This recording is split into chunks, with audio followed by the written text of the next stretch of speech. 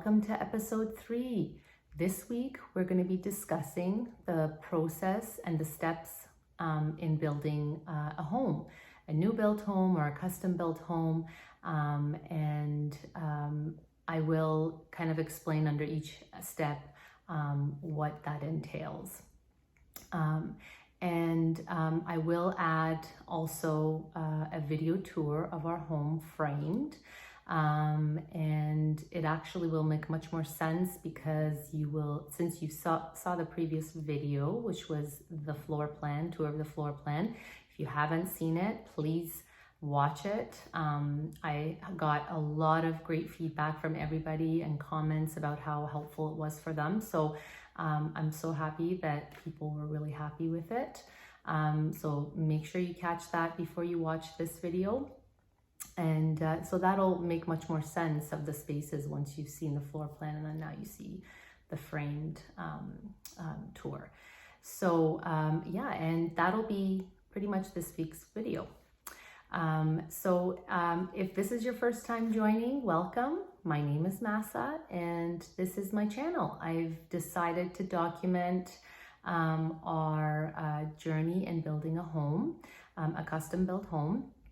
And I just know how helpful it was for me to research and watch some of the videos that people have on YouTube on their journey.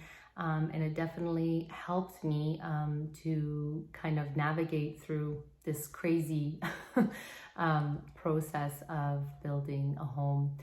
Definitely have added some of my own tidbits because I know some of the areas are lacking on certain parts of building a home. So I hope that all in all, it's going to be helpful for you.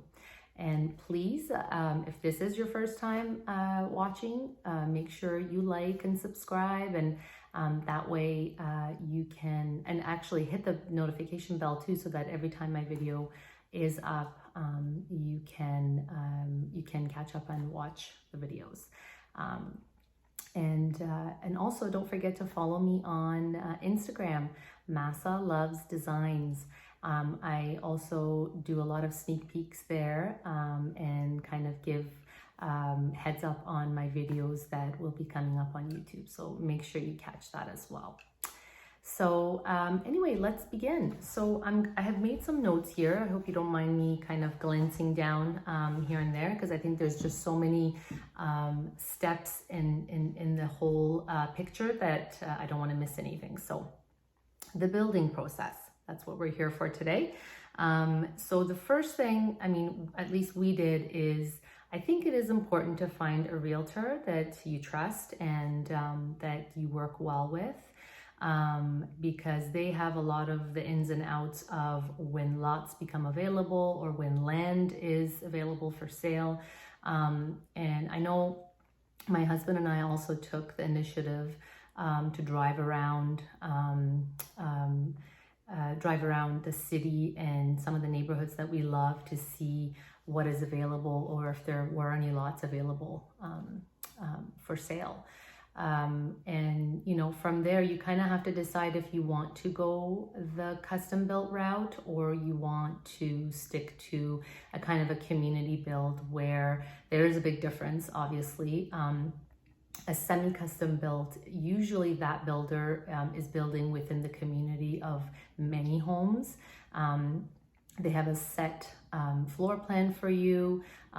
You get to change, obviously pick your finishes, but you really can't do much, almost nothing to the floor plan. So that's kind of a semi-custom built home. A custom built home, a completely custom built home, is you design with the architect or with the builder what you want in your floor plan. You can change whatever you want, make it a 2-story versus a bungalow. So you have obviously much more leeway with a custom home. Anyway, so getting back to the first step, which is finding land and a builder. Like I said, it's really helpful to have a real estate agent. So ours, shout out to Debbie and Stefan from Cindy Cody Group. We love her. This is our second round with her, and she's amazing. So If anybody needs a real estate agent, definitely I recommend her. And if you want to contact her, just let me know.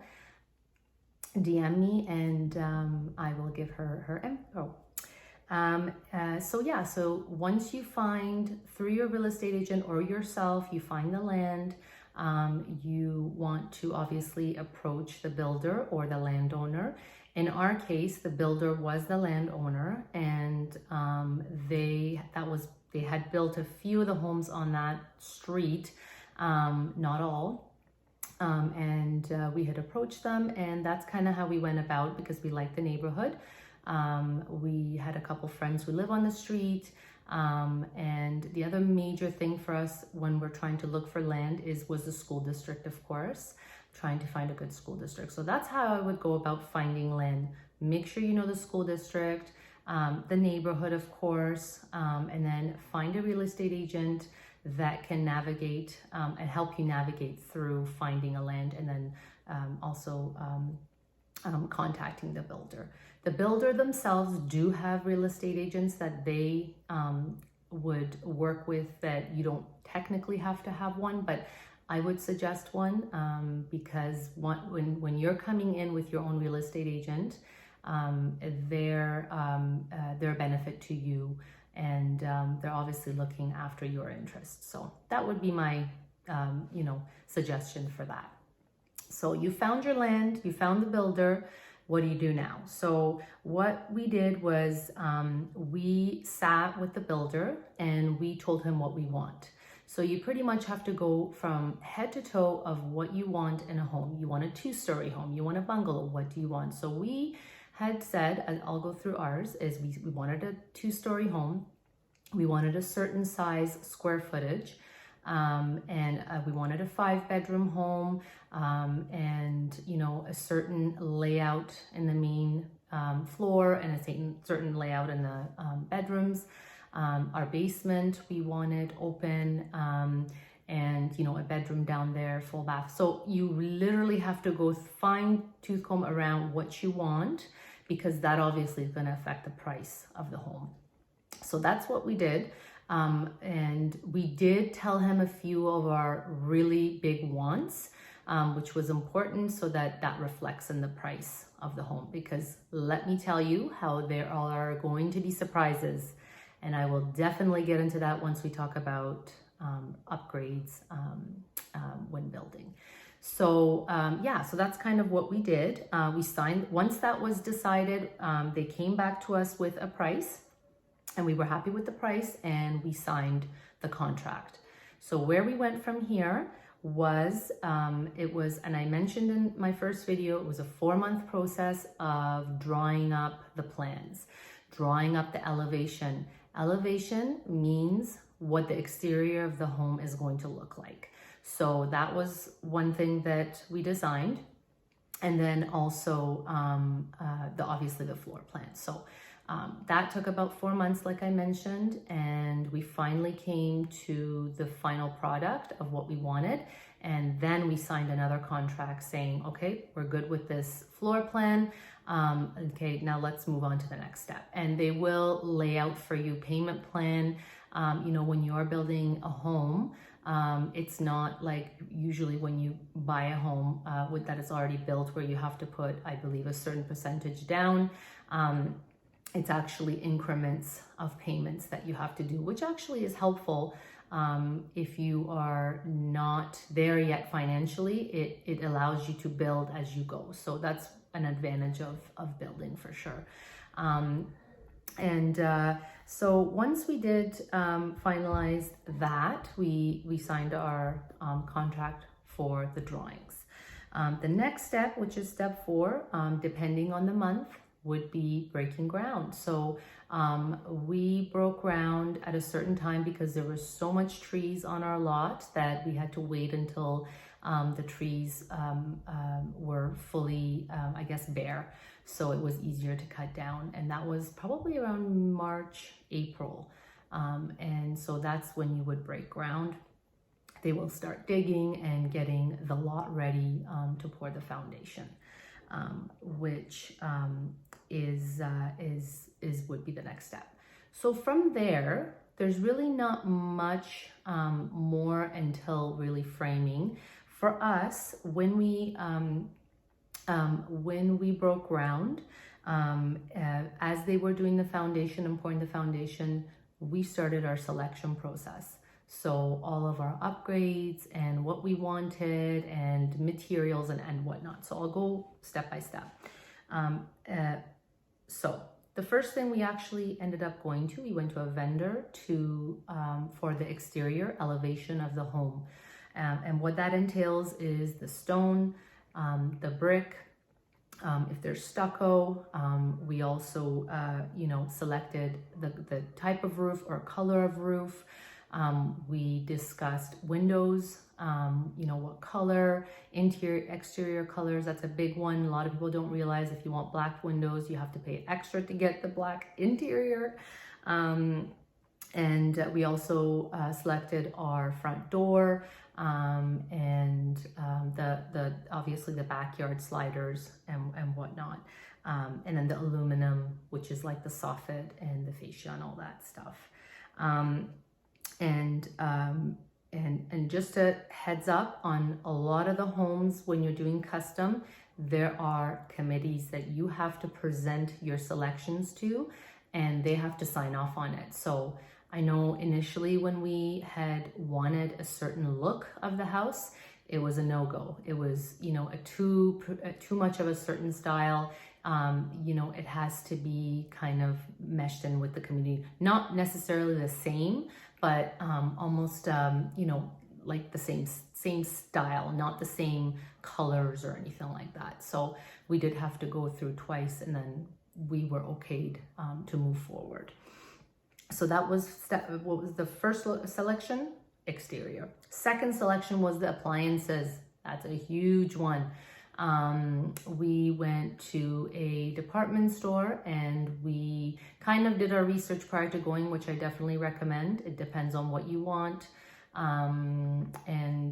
We had quite a bit of appliances to select. So when we actually probably did about a good 5 or 6 visits before we confirmed everything. So that would be, and that takes a while, definitely. And also during COVID times, heads up, things are back ordered and taking a long time. So give yourself, enough time.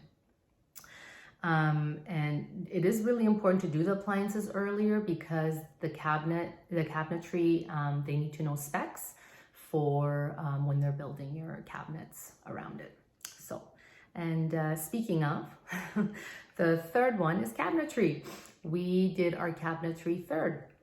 So pretty much for the whole house, which includes bathrooms and obviously kitchen, pantry, and mudroom, and anywhere that you would find built-in cabinets, that's where we selected.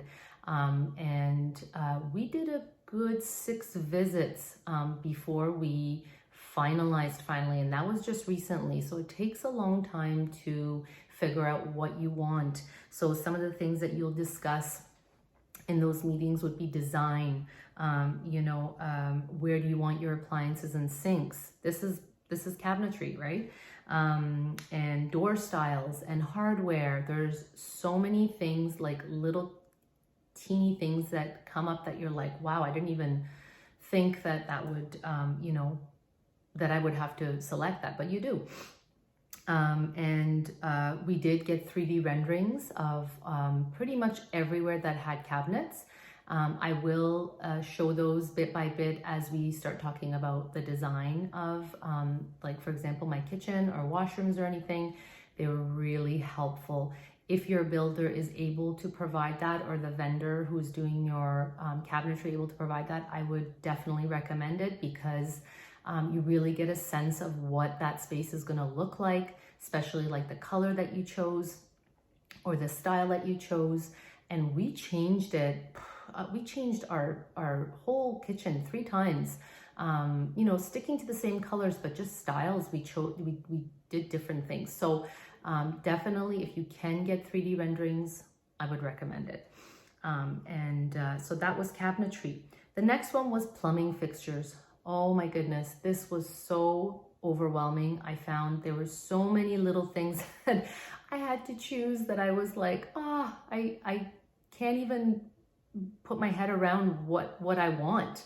So, and that's me, who I pretty much know what I want. You know, I know the style, I know, you know, my design, my colors and whatnot. And I had a lot of trouble with plumbing fixtures, which I hear that's one of the number one things that people have a hard time with.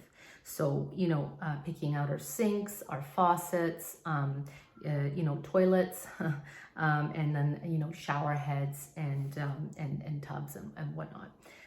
So that was plumbing fixtures, and that took a long time for me to come up with, because you're looking at what kind of fixtures do you want? Do you want black? Do you want chrome? Do you want, you know, a brushed nickel? Do you want brass? So again, you have to know the style that you want. So do your research. The next one was trim. Trim was pretty easy for us, because once you'll see as my house, as I show you my house as it comes together, it is a minimalistic home. I didn't want any trim. I didn't want any casings. I got a lot of pushback from my builder about the baseboards. I begged them, please no baseboards, but you know, they had to do it. So my trim was actually super simple. They were a little bit shocked that I didn't have crown molding. I didn't have any type of embellishments in my trim. So it's going to be super simple. I have like no casings around the window. I literally have, I think it's like 2-inch baseboards all around. So, and also again, 2-inch casing around the doors, not the windows. So that was probably the easiest one, because it was just simple. And then after that, we did interior doors. So all of, you know, of course, your bedroom doors and your office doors and your bathroom doors and closet doors and whatnot. So and these are, as I go, I will discuss the upgrades in another video, but some of these are upgrades actually. So we did, you know, where you have to pick style, the sizes, and then door handle options. There's so much. And then next was stairs. So stairs, if you are doing custom, not semi-custom, because more than likely it's a no-go. Custom, they will do what you want. Our house, our builder had included a wooden handrail all up towards the stairs, upstairs, and then iron spindles. No, I don't like that. That's just not my style. I wanted steel or iron, all with the handle and the spindles. We are still in the process of getting a quote. With COVID, everything is late, so we still don't know what our stairs are going to be, but come or hot water, I'm getting my stairs. I'm telling you. I will give up whatever, but those stairs need to go in. Yeah, so the stairs were the next thing that we chose. From there, we did any of the gas stuff. So fireplace places. We have a fireplace on the main floor. We have a fireplace in the basement, and we have an outdoor fireplace. So we had one electric. That was one thing I gave up because my husband wanted a large television. And it would have been really difficult with a gas fireplace and just spacing, because you do have to have a certain space between your gas fireplace and your TV, just for safety reasons. So I gave that up because, you know, for hubby's sake. So we have 2 gas fireplaces and a electric. So that was one. That was actually took me a while because there are a lot of options. So just, you know, it's really just between gas and electric of what you're doing, and then the styles. The next thing was the mantles. We, you know, looking at style, looking at design, material, finish. We're, like I said, our home is very minimalistic. So we are not doing any mantles downstairs in the basement. We're just going to do the mantle in the main floor and outdoors, and it's going to be pretty minimal. You're going to hardly even see it. So I can't wait for you guys to see that. And then from there, we went to closet organizers. That was a biggie, and holy bonkers, does it cost so much money? I did not realize. So that it was one meeting, but it was a lot of email back and forth. My advice to everyone is know what you want in your closet, especially the ensuite closet, or the primary bedroom closet, because it is a lot of detail and you don't want to mess up. It costs a lot of money. You want to get what's kind of conducive to your lifestyle. So some people like to display purses, some people like to display shoes, other people don't. So you kind of have to know what you want, or else you'll kind of go down that rabbit hole of, okay, I'll have this, I'll have this, I'll have this. They'll come back with a quote and your eyes will just so that was the next thing. And you know what? It was great. They did 2D renderings for us with that one, and it really did help let us figure out what, the space will look like. And then I did change some of actually the storage options looking at the 2D renderings. So if you can get that, that would be actually very helpful. And then the next thing we did, which this was a biggie, and by biggie, I mean, it took a long time. I still changed a lot of things even after I confirmed. Flooring and tile. Yes, flooring and tile. Literally, you're going room by room, bathroom by bathroom, and you really need to know what you want, what style you're going for. I even, like I said, I know what I want. I know the style I'm going for. I had trouble. It was a lot. It was a lot. It really helped that I had my designer backing me up and, kind of guiding me through my selections. She didn't push me to select anything. She kind of just, solidified what I wanted, and that was great. So, so that was the flooring, tile, and carpet. We only have carpet in the basement, and I'll save that for another video of why we chose that. But and then the next thing was countertops. Oh my goodness, I'm still changing my mind with this one. Countertops. Okay, so that's obviously, it's pretty self-explanatory. Anywhere that has a counter space, you're choosing a countertop. And for us, obviously there were a lot of options. There was the usual marble, quartz, granite, and then there's some other new ones coming through, which is porcelain and quartzite. So those were some of our options, and I'm not going to tell you what I did, but I hope I don't change it by that time. But I tell you, it's very tempting to keep changing it, because you get stuck between 2 or 3 of them and you think you're making the wrong decision. So just go with your first, with your what your gut is telling you, your first option. And then the next one was tech meeting. Ooh, that's all I can say. Ooh, I did not realize how detailed this was and how expensive this was. I mean, now come looking at what's actually involved in it, that makes sense, Tech is so important when you're building, because some of these things, I mean, you can always do things after your home is built, but it's so much, actually will be cheaper when you do it when the home is just bare to the studs.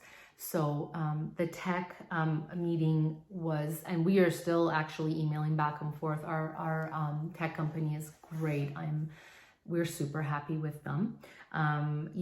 This entails internet, security, smart options, smart home options that you want, blinds if you want automatic blinds, surround sound, indoor and outdoor, which obviously includes the speakers and whatnot, and then home automation. So it's a lot, especially, I think usually the men take this the lead on this one, and they have their wants and needs. So My husband was the leader here, and I think he did a great job choosing what's really important for us. So that was a tech meeting. That was the tech step.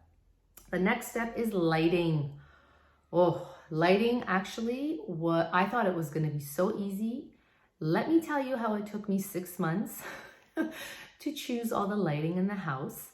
You're looking at pot lights versus chandeliers versus, any fixtures, any pendants, any ceiling pendants, and you're also looking at sconces. There are so many options out there. And like I said before, know what you want, know what tasks you're doing in those areas so that you can choose the right the proper lighting for you. So that took a long time, but I enjoyed it. Really those were the main selection steps. So that was just the step of selections. So just think how long that took us, right? The next step would have been breaking ground, right? So and I think I mentioned it prior to that, but during the midst of selecting, this is all happening, breaking ground and, pouring the foundation and framing, plumbing, HVAC, and finally electric, all the electrical in the house. So I'm not going to show you all that one video. I think I'll kind of break it up because it would be too much, but we're going to start off with the video of the framed house with pretty much nothing in it, no electric, HVAC, or any of that. It's just literally a framed house. So that's kind of that step. So the next step after all of this would be electric walkthrough. So you'll have your electrical walkthrough where you and your contractor will decide where you want plugs, where you want your switches located for lights, all the internet, all the internet stuff. We actually had a dual meeting with our tech and our contractor because he has to be aware of what's going on. All the TV, where the TV locations are going to be, because it's important for them to know, where you want chandeliers versus pot lights. Pot lights was a huge thing. So I have some really good tips with the whole pot light situation. So I'll leave that for another video. I said that. And then also a big one, USBs, which is obviously the thing that everybody wants in their house now. We literally put a USB in every room. And then really what came next is where we're at right now, which is drywall and taping. We actually passed by the house today and they just delivered our drywall. And I've been told that the drywall and the taping is going to take 6 weeks. It takes a long time. And then from there really comes the next big steps in the interior. We haven't had our brick put on yet. We haven't had our stone put on yet. None of that, but that'll come in the next. I think it's also weather-based. There, and also supply. So those will come next. So really after drywall and taping, the one thing that I've already decided on, which was one part of my selection, was paint. Paint I think it's a huge one for a lot of people because a lot of people want, certain rooms a certain color. I don't.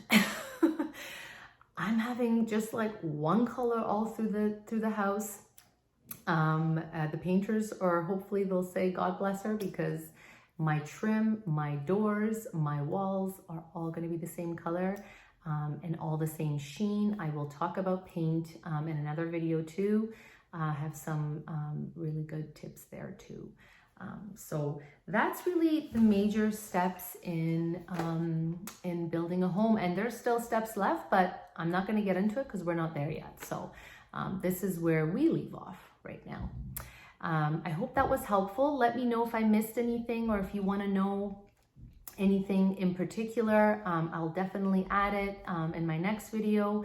And I hope you enjoyed it and it was informative. I'm going to add my video of the home tour next, of the framed house, and I'll kind of talk you through it as we're going through the spaces so it makes sense. It all just looks like wood if I don't say anything, so we'll go from there. But I'll come back after the video and sign off. Hope you enjoy it. Okay guys, so we are walking through the front door into the front foyer, and to the right is the office with some nice big windows with views of trees.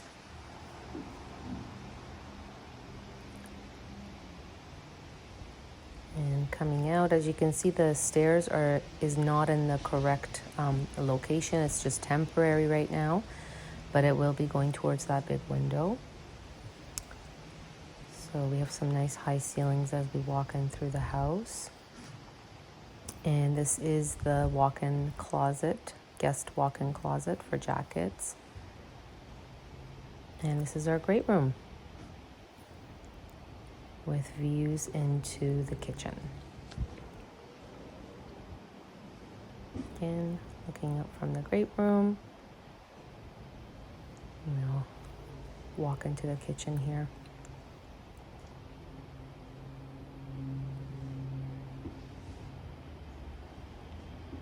And those are the sliders that I had mentioned.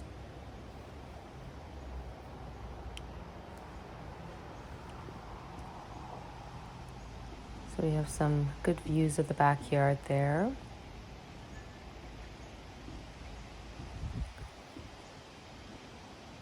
And this is kind of the breakfast sitting area.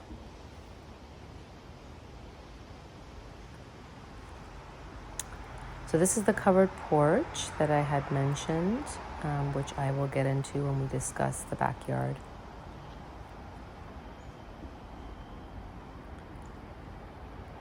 And that's the walkway into the formal dining room, but we're going to go into the prep kitchen.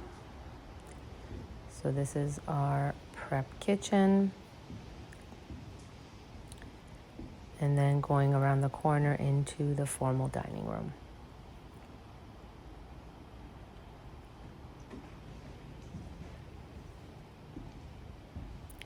So again, walking through the hall into our mudroom. Great access into the prep kitchen. And that's the garage, the door going into the garage. This is the seasonal closet, the powder room, and then walking across into the front foyer again. Going upstairs now. Like I said, these are temporary stairs. It's the view from the top.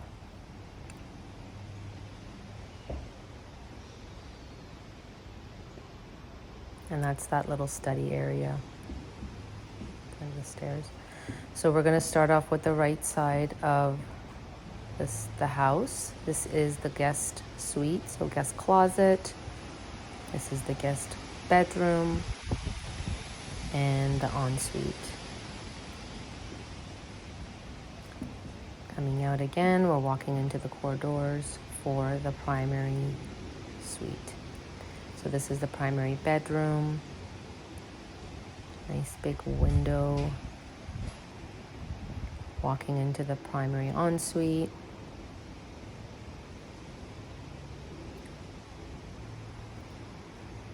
Another big window here. That is the water closet. And then walking into the primary walk-in closet. And like I had mentioned, I have a nice window there too.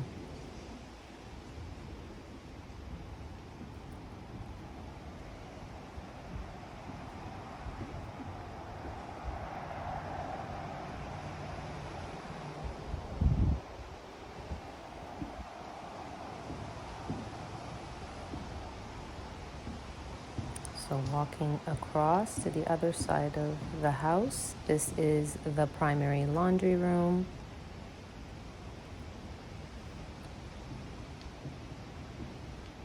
and the linen closet. I'm going to start off with the first kid's bedroom. This is my son's walk-in closet and his bedroom.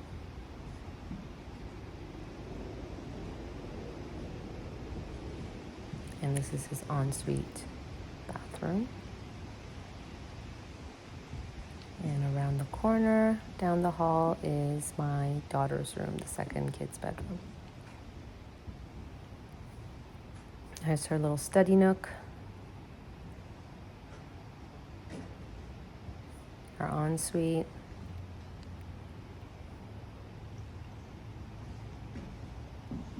And she gets a nice sized closet, walk-in closet here too. Okay, so let's head back downstairs. I'm not going to show our basement because it's not framed yet at this point. I'll wait till the whole house is complete and we'll definitely show that to you guys. There's the view to the basement. So I just wanted to also show you the pool, laundry room, and pool bathroom, which obviously access from the backyard into this, and also access into the garage, which then around the corner would be the mudroom. I'll show you a quick look here at our garage. On the right side here is the first two,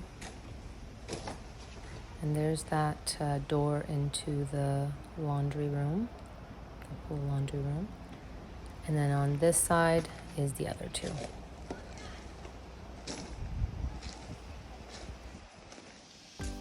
Okay guys, I hope you enjoyed that video of the framed home tour. If you guys have any questions or comments, please don't hesitate to post below. I love reading the comments. I also wanted to say thank you so much for all the positive feedback from everyone. I really appreciate it. It makes me feel like I'm providing an informative platform and that I'm doing a good job. I hope that you'll stick around with me and continue watching the upcoming videos. Don't forget to press the notification button so that you'll know when I'm posting the videos so you don't miss out. And of course, please subscribe to my channel and press the like button. It will really help my channel and me grow. Okay guys, until next week's video again, we'll see you then. Bye.